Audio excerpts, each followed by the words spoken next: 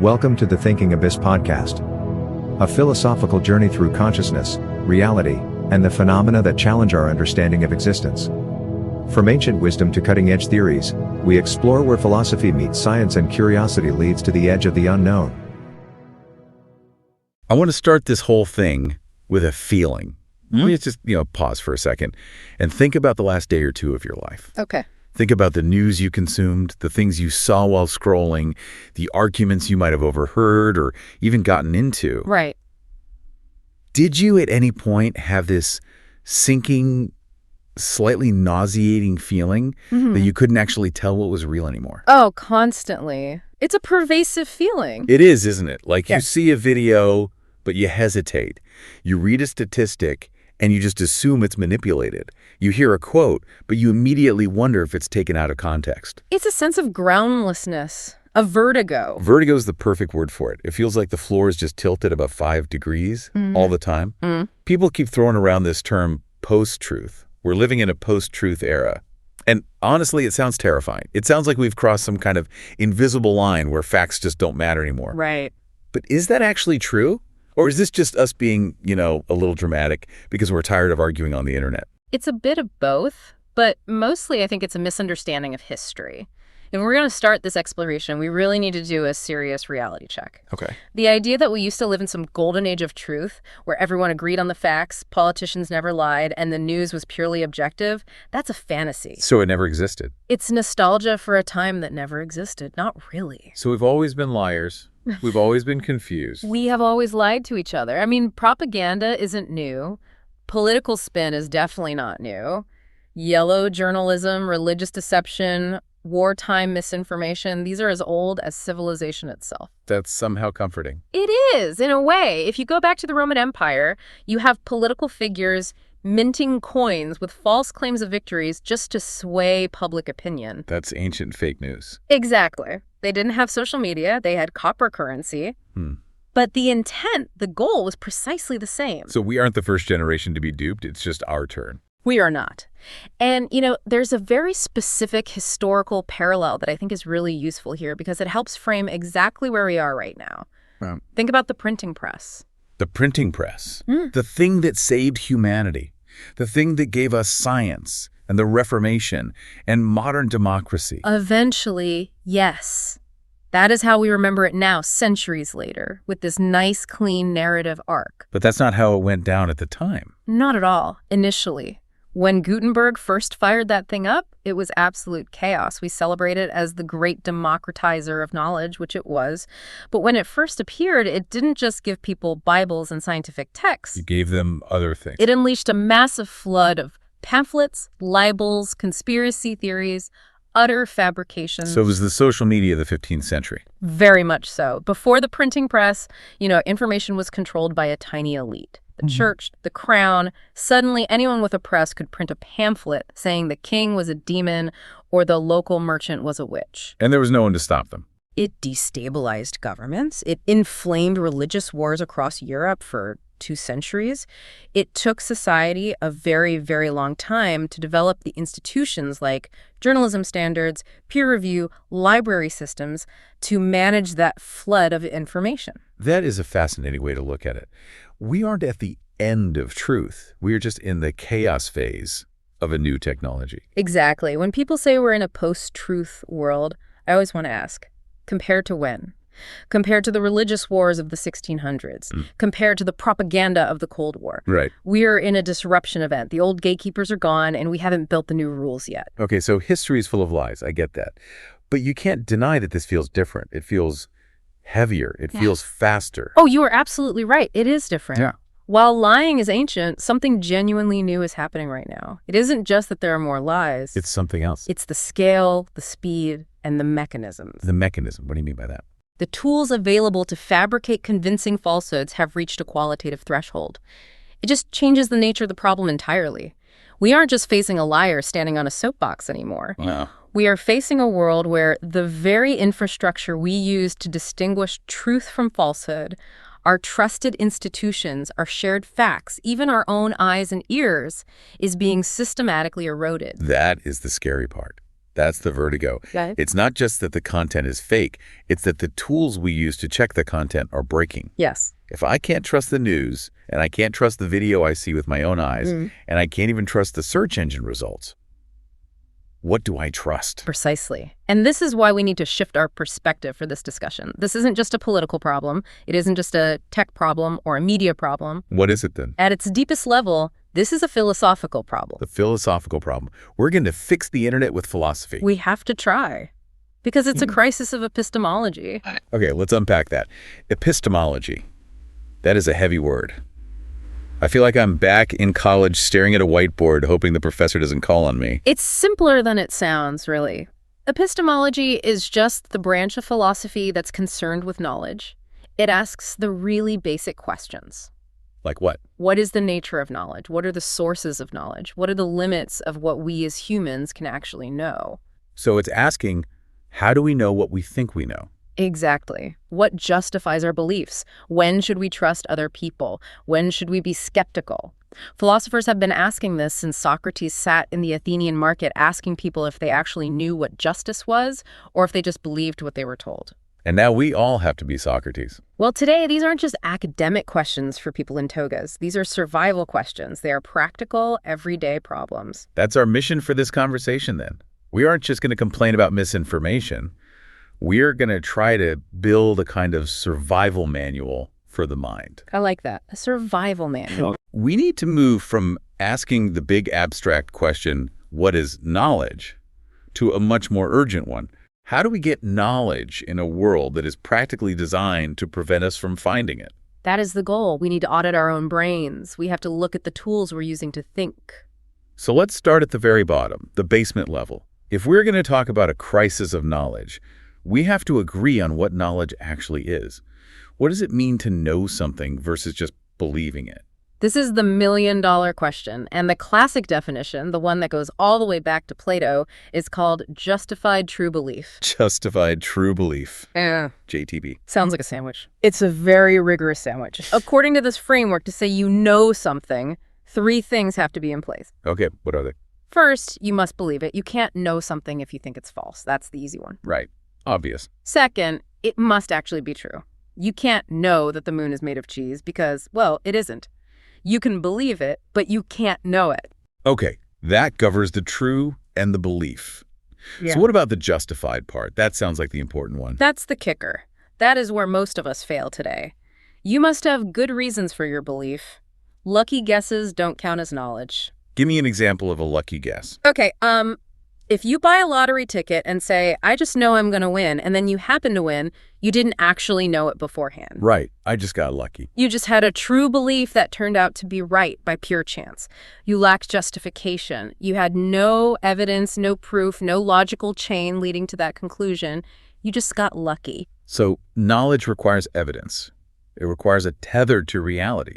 It requires doing the work of proving it, not just feeling it. Ideally, yes. Now, I should mention, for the philosophy nerds out there, that in the 1960s, a philosopher named Edmund Gettier kind of blew this definition up with some very clever logical puzzles. The Gettier problem. The Gettier problem, exactly. He proved that JTB isn't always enough.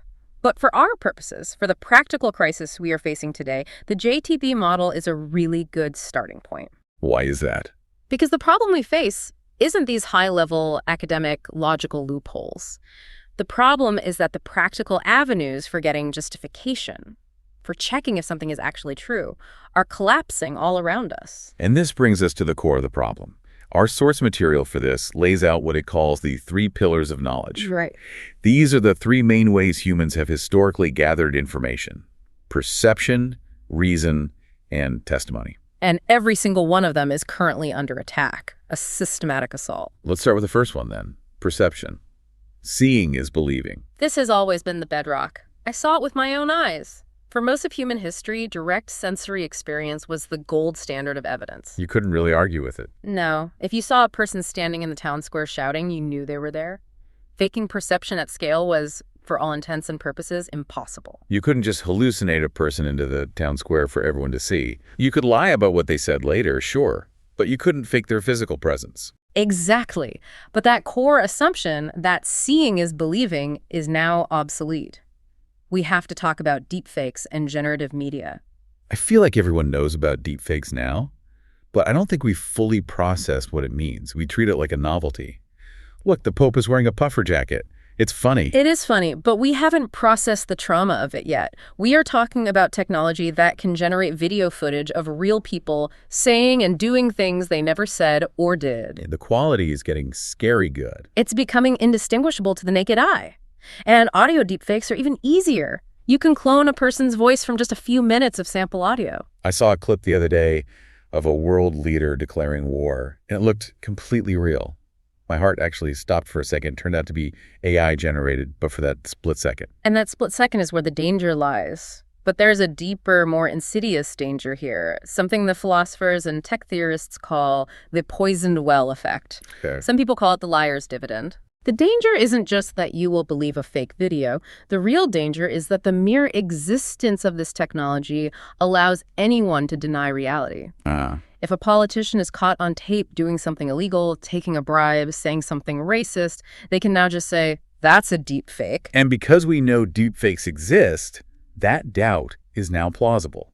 It's a valid thing to wonder. Exactly. It gives everyone a get-out-of-jail-free card for reality. It poisons the well of all media. Even genuine footage becomes suspect. So it's not about making us believe the fake, it's about making us doubt the real. Precisely. We are approaching a point where any media can be fabricated, which means no media can be fully trusted on its own. This reminds me of that Philosophy 101 concept, Descartes, the guy who doubted everyone. The Descartes, yes. In his meditations, he wanted to find what was undeniably true, so he conducted this famous thought experiment. The evil demon. The evil demon. He imagined that a powerful, malicious demon was systematically deceiving all of his senses, creating a total illusion of the world around him. He asked, if an evil demon was controlling everything I saw and felt, is there anything I could still know for sure? He was trying to find the one thing the demon couldn't fake. Right. And he landed on his famous conclusion, I think, therefore I am. My own existence as a thinking thing was the one thing he couldn't doubt. But here is the terrifying modern twist. What's that? The evil demon is no longer a thought experiment. It's an app on my phone. It is an industrial capability. Neural networks are the new evil demon. Descartes never expected this to be a description of daily life in the 21st century. Wow. We are living in a media environment where the systematic fabrication of perceptual experience is not hypothetical. It is a service you can subscribe to. That is bleak. So our eyes are compromised. The first pillar is crumbling. Let's look at the second pillar. Reason. Logic. Right. You would think logic is safe. 2 + 2 = 4, regardless of your politics. A valid argument is valid no matter who says it. It's just math with words. Yeah. It shouldn't be hackable. It should be pure. But reason operates on inputs. There is a classic computer science term for this. Garbage in, garbage out. If you put bad data into a perfect equation, you still get a bad answer. Precisely. Logic just processes whatever premises you feed into your brain. If those premises are false, the conclusion will be worthless, even if your logic is flawless. And this is where modern misinformation comes in. And it's incredibly sophisticated. It doesn't usually look like a bald-faced lie. It wears the costume of reason. The costume of reason. I like that image. What does that look like in the wild? It looks like a very compelling argument. It says, here are some facts, but the facts are selectively chosen or entirely fabricated. Okay. Here is a logical chain, but it has hidden false assumptions. And therefore, here is the obvious conclusion. It feels rational. It feels smart. It uses charts and graphs and statistical language. Oh, absolutely. It's not just someone shouting in all caps on a forum anymore. It's a beautifully formatted thread of 20 posts with references and screenshots that lead you down a completely false path. This is what you call algorithmic sophistry. Yes. In ancient Athens, the sophists were teachers who used clever arguments to win debates regardless of the truth. They taught you how to make the weaker argument appear the stronger. And now we have algorithms doing that. Today, we aren't facing human sophists limited by their own brain power and their need to sleep. We are facing algorithmic systems that can test millions of versions of an argument. To see what works best. Yes. They can test framings to see which one shifts beliefs most effectively, which one gets the most engagement. They have no conscience, no need for sleep, and no social accountability. They just optimize for persuasion. So reason is being weaponized against us. The algorithm isn't just showing you what you want to see. It's actively training you how to think poorly. It's shaping the very structure of your reasoning. Okay, so I can't trust my eyes because of deepfakes, and I can't trust an argument just because it sounds logical, because it might be algorithmic sophistry. That leaves the third pillar, testimony, trusting other people. And this is the big one. We often forget, or maybe we don't even realize, how much of our knowledge is secondhand. When you think about it, it's almost everything. I mean, I didn't personally test the COVID vaccine in a lab. No? I didn't measure the curvature of the Earth with a ruler. I've never personally been to Mongolia, but I'm pretty sure it exists. You know those things because of testimony. You trust the networks of people scientists, journalists, cartographers, historians who did the work. Civilization is built on this division of cognitive labor. We outsource the fact-finding. Exactly. We outsource the finding of facts to institutions so we don't have to rediscover fire every single generation. But that trust is collapsing. It is. We are seeing a catastrophic loss of trust in institutional authority. Mainstream news, science, government, the very pillars of testimony are crumbling right before our eyes. To be fair, and we have to be fair here, some of that is their own fault. Absolutely. We must acknowledge that. This is not just people being paranoid for no reason. Institutions have made serious errors. They have acted in self-interested ways. Right. They have been captured by corporate or political interests. The skepticism isn't coming from nowhere. Right. When the experts get it wrong on something huge, or when they lie to protect themselves, people remember that. It damages the whole enterprise. It does. But at the same time, this distrust is also being manufactured. There are bad actors who benefit from chaos, who deliberately amplify every single mistake to delegitimize the concept of expertise itself. How does that work? If they can make you believe that all experts are liars, that all institutions are corrupt, then the truth becomes whatever the loudest person says it is, or whatever serves their agenda. And when we stop trusting institutions, what do? We don't just stop believing things. We don't become nihilists. No, we fall back on what philosophers call tribal heuristics. Which means We trust people who are like us. If we can't trust the official sources, we trust our team. We trust the influencer who shares our vibes. We trust the guy in the comments section who seems to hate the same people we hate. it becomes my tribe versus your tribe. Yeah. And my tribe's facts versus your tribe's facts. And that leads directly to epistemic chaos. Yeah. Because now we don't just disagree on policy. We don't even share a common reality to debate. We just have warring narratives. This is a perfect segue to the machinery that drives this chaos. We have to talk about the internet itself. The internet, the Library of Alexandria in our pockets, or so we thought. It was supposed to be the answer. I remember the early optimism in the 90s and early 2000s. I remember the commercials. We thought, if everyone has access to all information, ignorance will vanish. Yeah. Prejudice will vanish. It was a beautiful dream, a truly utopian dream. So what went wrong? Why didn't it work out that way? The architecture, the fundamental architecture. The internet isn't a library. A library is organized by librarians trying to categorize knowledge. There's a hierarchy of information, a sense of what's credible. The internet is not that. No. The internet, or at least the platforms where we spend almost all of our time, is an attention economy. It's a casino. It is. And the house always wins. The platforms are optimized for one thing: engagement. Not truth, not nuance, not civic good. Engagement. Keeping your eyeballs on the screen.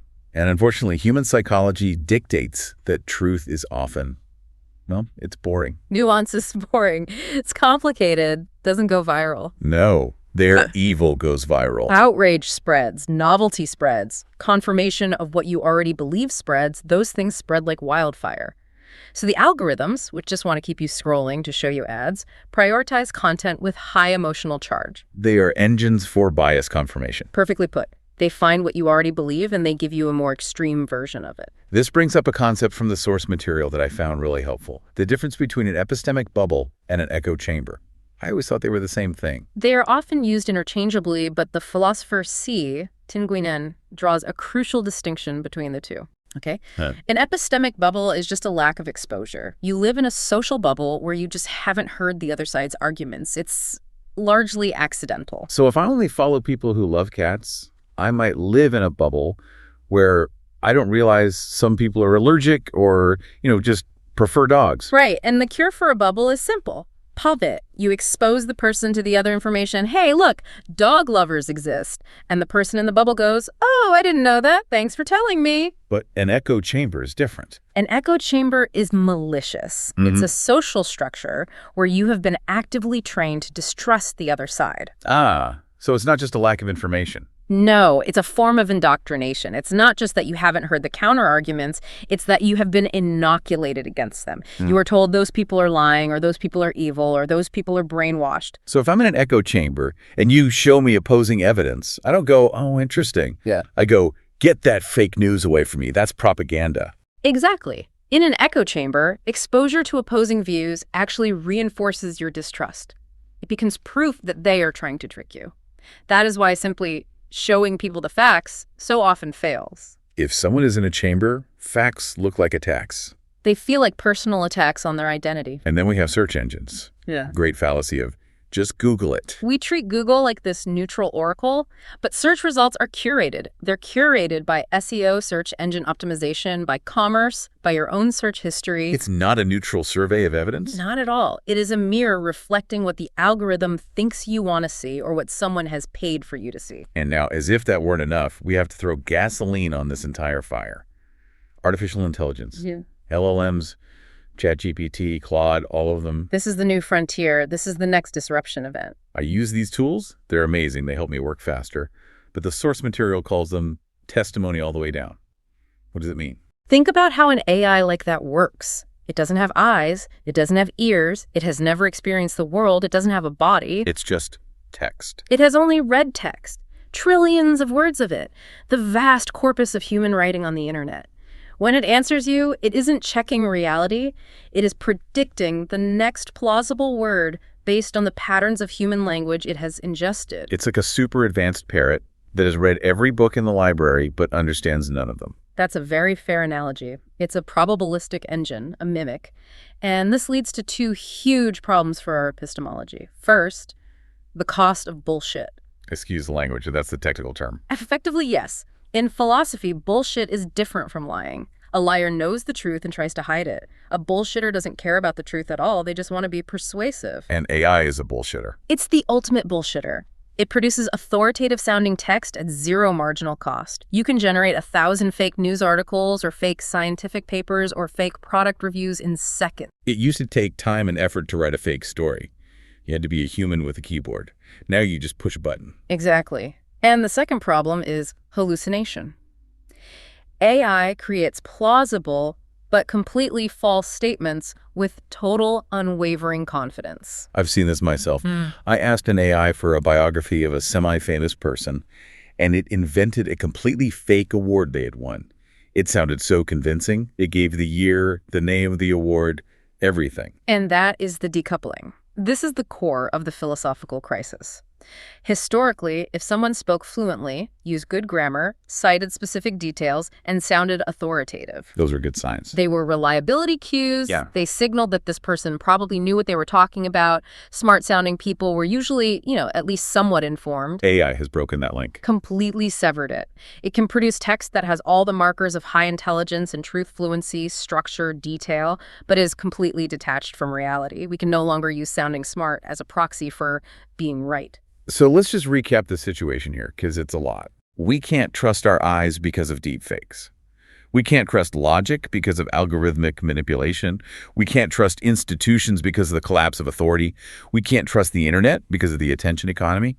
And we can't trust the new AI tools because they hallucinate with confidence. Yes, that sums it up pretty well. I have to be honest. I want to crawl under my desk and never come out. This feels absolutely hopeless. If the world is this broken, how do we fix our own thinking? How do we survive this without losing our minds? This is where we pivot. We can't fix the entire world overnight. We can't rewrite the algorithms tomorrow, but we can fix our own minds. We can build a survival toolkit. Okay, give me the tools.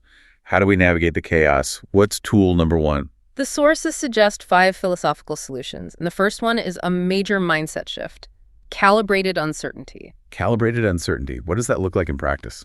It means we need to stop thinking in binary terms: true or false, right or wrong, my team or your team. We need to start thinking in probabilities. Like a weather forecast. There is an 80% chance this is true, but a 20% chance it's not. Exactly like that. This draws on Bayesian epistemology and the work of thinkers like William McCaskill. The discipline is to hold your beliefs loosely, to attach a confidence level to them. That's hard, though. We are wired to want certainty. I might be right, doesn't feel good. I am definitely right. Feels great. It feels powerful. It feels great, but it is epistemically dangerous. Humans are built for confidence, not calibration. But in this environment, certainty is usually a sign that you are being manipulated or that you're in an echo chamber. So if you feel 100% sure about something, You should be suspicious of that feeling. If you are 100% sure about a complex geopolitical situation that you just read about on social media, you're probably wrong. Learning to say, I don't know for sure, is a superpower. okay. Tool number one, think in probabilities. What's number two? Tool number 2, epistemic humility. This sounds related. It goes all the way back to Socrates. His great insight was, I know that I know nothing. The wisest guy in Athens was the one who admitted he was clueless. And modern psychology backs this up completely. The Dunning-Kruger effect shows that people with the least knowledge about a topic often have the most confidence in their expertise. We have all met that person at a party. They read one headline, and now they're an expert on macroeconomics. Don't be that person. Epistemic humility means being actively, constantly aware of the limits of your sources, and more importantly, your own cognitive gaps. It means asking, why do I think I know this? Who told me? Did I read the actual study, or did I just read a tweet about the study? Which brings us to tool number 3. And I'm going to warn the listeners, this one sounds like homework. It is homework. Primary sources. It is homework. It is boring, and it is absolutely essential. Explain why. Why can't I just read the summary? It's so much faster. Because we live in a world of summaries, of summaries, of summaries. A tweet summarizes an article, which summarizes a press release, which summarizes a scientific study. At each step in that chain, nuance is lost, context is stripped away, and bias is added. So by the time it reaches you, It's a caricature of the original information. The tactic here is to bypass that entire chain of distortion. go to the source. If you see a headline that says, "New study proves coffee kills you," don't share the article. Click the link to the actual study, just read the abstract. It will probably say something like, in certain conditions, high concentrations of coffee might have a minor effect on a specific enzyme in laboratory mice. Which is very, very different from coffee kills you. Exactly. If a politician is quoted saying something outrageous, don't read the reaction tweets. Find the full video of the speech and watch it in context. And usually you find out they were joking or they were quoting someone else or the meaning was totally different. Precisely. You will be shocked at how often the primary source completely contradicts the viral narrative about it. Misinformation is often not an outright lie, but a malicious misrepresentation of a real source. The only way to beat it is to check the source. Okay, tool number 4, combating motivated reasoning. This is the hardest one, I think, because it requires fighting your own brain. The psychologist Jonathan Haidt uses a great analogy for this. What's that? He says that humans reason like lawyers, not like scientists. Lawyers fighting for a client. We're not looking for the truth, we're looking for the win. Right. When we want to believe something because it fits our politics or our worldview, we act like a lawyer trying to win the case. We search for any evidence that supports us, and we attack or dismiss anything that hurts our case. We decide on the verdict first, then we find the logic to support it. A scientist is supposed to do the opposite. Ideally, yes. A scientist is supposed to follow the evidence wherever it leads, even if they don't like the result. So how do we start being lawyers and start being scientists about our own beliefs? There are 2 great tricks. First, the steel man. We all know the straw man, right? Where you attack a weak, silly, cartoon version of your opponent's argument. Right, it's easy to knock over. The steel man is the exact opposite. You deliberately seek out the strongest, smartest, most compelling version of the opposing argument you can find. You try to make their case even better than they did. Yes, and then you try to argue with that. If you can defeat the steel man version of their argument, then you might actually be right. If you can only defeat the straw man, you are just fooling yourself. I like that. What's the second trick? The second trick is what some call the magic question. Okay, what's the magic question? You have to ask yourself, honestly, what specific evidence would change my mind on this? Well, that's good. That's a really good question. Because if the answer is nothing, Then you aren't thinking. You're in a cult. You have a dogma, not a belief. If you can't even imagine a piece of evidence that would prove you wrong, you have left the realm of reason entirely. tool number 5, building trust networks. Yeah. Because we can't do all this alone. We can't read every study and watch every C-SPAN clip. We absolutely cannot verify everything ourselves. It's impossible. We need trusted sources. But we need to choose them very, very carefully. We need to vet our sources like we vet our food. So how do we do that? The philosopher Miranda Fricker offers some criteria for trust. Who makes the cut? What are the green flags? Look for sources with a track record of accuracy, of course, but more importantly, look for sources that acknowledge uncertainty and openly admit their errors. That seems counterintuitive. We usually trust people who sound super confident. We want the pundit who slams their fist on the table and says, this is the truth. That is the trap. A source that says, we were wrong about this, here is our correction, is infinitely more trustworthy than a source that pretends it never makes a mistake. So be suspicious of people who are never wrong. Be very suspicious of pundits who are never wrong. And be suspicious of sources that never engage with contradicting evidence, that just ignore it or call it a lie. So trust the people who show their work and are not afraid to admit their mess-ups. Correct. Those are the people who are actually trying to find the truth, rather than just trying to win an audience or push an agenda. We've covered the problem and we've covered the personal toolkit, but I want to zoom out for a minute as we start to wrap up. Why does this matter so much? I mean, obviously, nobody likes being lied to. It's unpleasant. But is there a bigger cost? There is a massive political cost. This matters for the survival of democracy itself. That sounds dramatic, but connect the dots for us. Democracy relies on a very simple, fundamental premise that citizens share a common reality and they debate how to manage that reality. Right. We can disagree on taxes or on foreign policy or on zoning laws, but if we cannot agree on the basic facts of the world, if we don't share a reality, we cannot make collective decisions. The whole project falls apart. We can't debate tax policy. If one of us thinks the tax rate is 20% and the other thinks it's 90%, or if one of us thinks money doesn't exist. Exactly. And the political thinker Hannah Arendt, who studied the rise of totalitarianism in the 20th century, wrote about this. She warned that the ultimate goal of totalitarian propaganda isn't just to tell lies. It's something more. It is to assault the very concept of truth itself. To make truth meaningless. The goal is to make people doubt everything, to exhaust them, to leave them suspended in a permanent fog of uncertainty. Because when you can't tell what is true, you lose the capacity to judge. You lose the capacity to act. You become politically paralyzed. And when you are paralyzed and confused, what do? You look for a strong man. You look for someone to just tell you what to believe. You look for certainty. You look for tribal loyalty. As the philosopher Jason Stanley argues, undermining a shared reality is a precondition for fascism. When truth dies, only power remains. So fighting for the truth isn't just about being smart. It isn't just about winning an argument at dinner. It's about keeping society free. It is the absolute foundation of a free and open society. That brings us to the end of our analysis. We've gone from the printing press to the evil demon of AI. We look at the collapse of trust and some tools to maybe start rebuilding it in our own lives. It is a lot to take in. It's heavy stuff. It is. But I don't want to leave the listener feeling hopeless. We said at the beginning that this is a survival manual. Yeah. And the key takeaway for me seems to be that technology isn't going to save us. No. There is no app that will fix this. Fact-checking is great, but it's always playing catch-up. It's too slow. Regulation is important, but it's fiendishly tricky. Ultimately, this comes down to personal epistemic hygiene. Personal hygiene for your brain. I like that. Exactly. Just as we learn to wash our hands to stop the spread of physical disease, we now need to learn to wash our minds to stop the spread of these cognitive falsehoods. It's a civic duty. Thinking clearly is no longer just for your own personal benefit. It's a responsibility to the collective. I want to leave the listener with one final thought. It's from the philosopher Immanuel Kant. It was kind of the motto of the entire Enlightenment. Sapere aude. Sapere aude. What does it mean? Dare to know. Or, as he put it, have the courage to use your own understanding. Courage. That's a strong word to apply to just thinking. I think it's deeply appropriate for our time.